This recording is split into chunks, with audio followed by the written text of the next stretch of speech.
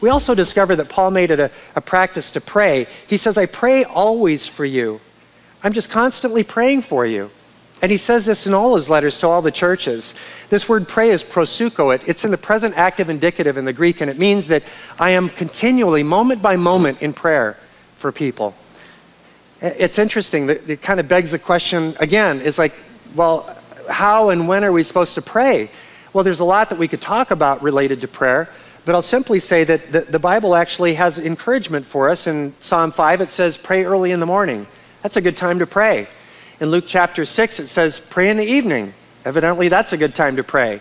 In Daniel 6, Daniel prayed 3 times a day. So you can actually pray 3 times a day. That would include morning, noon, and evening. Nehemiah chapter 2, we find people praying spontaneously. And they're praying corporately in the book of Acts. And in 1 Thessalonians, Paul tells us that we're to pray continually.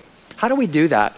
Well, the simplest way I can describe continual prayer is not the folding of the hands and the closing of the eyes and kneeling and having a prayer list. That's a part of prayer. That's a valuable part of prayer.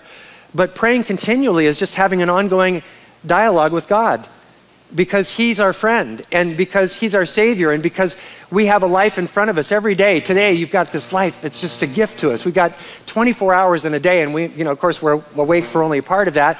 But for the part that we're awake, God has a plan for us and an agenda, and he's actually got, according to Ephesians 2:10, he's got things marked out for us to do that he's created in advance, circumstances, opportunities, relationships, conversations, things that we don't even know are going to happen yet, but they're going to happen this afternoon.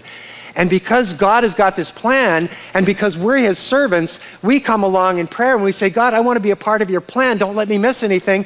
I'm your servant. Show me what to do. I want to be in touch with you. I want to hear your voice. I want to know what to say when those moments come so that I can be a part of this eternal plan. And you see, when you live with that kind of a life of expectancy and partnership with God, then you want to be praying all the time. And you want to be lifting up things to God all the time. And you want to be praying for other people all the time. And it becomes a natural part of your walk with God. And so that's why Paul prays like this. He's a real prayer warrior. So that's the second thing we find out about the authentic Christian life. They're thankful and they love praying for people. And they love praying and just being men and women, or a man or woman who seeks God.